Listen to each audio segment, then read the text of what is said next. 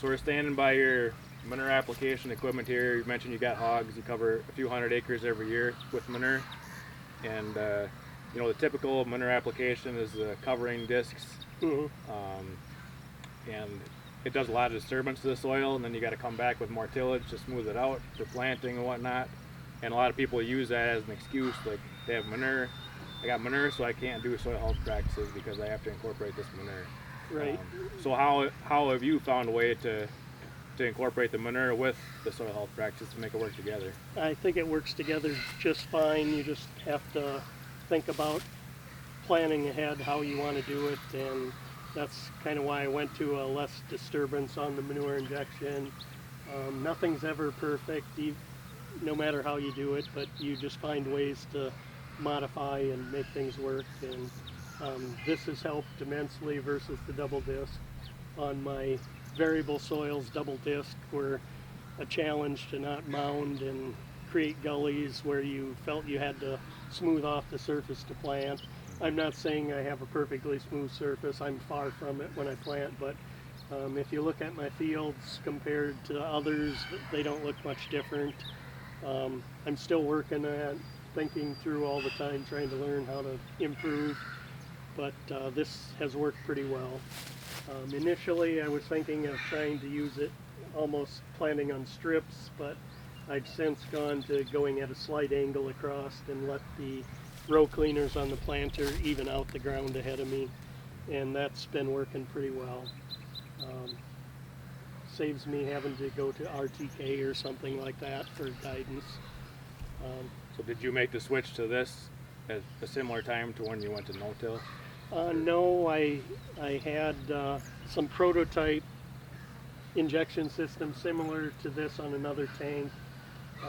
The tank was getting bad and I wanted to figure out what I wanted for injection first before I switched tanks, and then when I switched tanks I updated to all these. This is factory more, a little heavier built than the prototype ones I had before. I've been happy with them. There's a lot of different ways you can do it and they're all pretty good. This has worked for me and I was familiar with it, so I just kind of stayed with this system. So like, what advantages do you see of this low disturbance injection over the previous covering disc application? Well, it's a lot smoother surface. It's like I said, it's not ideal, perfect, but I can get by.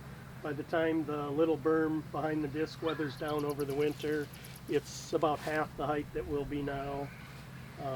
The row cleaners will even their way through it. It's not terrible bad.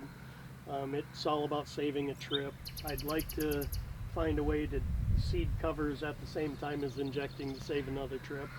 That was in the works for this year, but the flooding rain event this spring, I got sidetracked, I guess, so that didn't happen. But anything to save trips and passes. Yeah. So, are there any disadvantages you see to this style? it's been able to go through residue just fine. It actually pulls easier, in my opinion, than the double disc. Okay. I've had less repairs on this system than the double disc. Oh, really? So it's been working really well. So I've liked it. I can't really complain too much about it. How about like just general maintenance, like greasing and? Really not much difference. I mean, there's a few more with the coulters up front versus the disc fine, but I really haven't had much trouble with them. It's been pretty trouble-free. Okay. And like I said, I can go through a lot of residue with it and I've never plugged it. So it's worked out really well.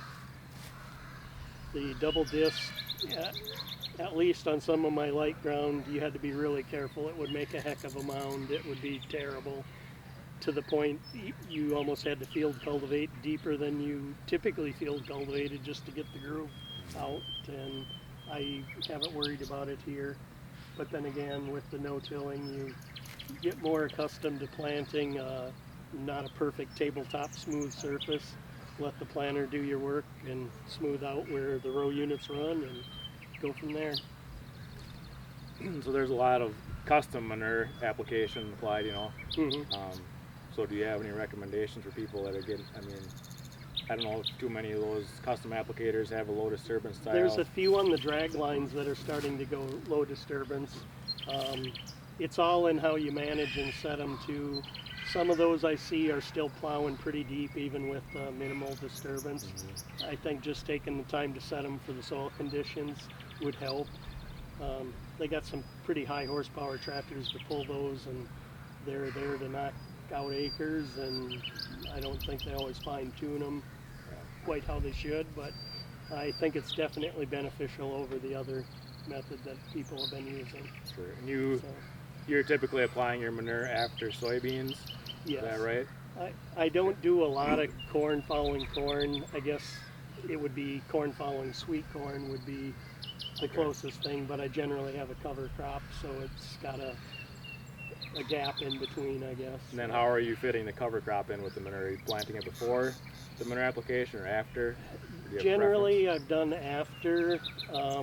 This year will be before. I will probably spin on some after injecting here. It's getting late for a mix, so it'll probably just be really simple rye and hairy vetch probably. Okay. So Yeah, this isn't the usual timing for you for applying manure. It's No. really early yet, so you mentioned Right. you're going to put on a cover crop to right. help suck up some of those nutrients and hold them for That's over the winter idea here. anyway. If Mother Nature helps me out. So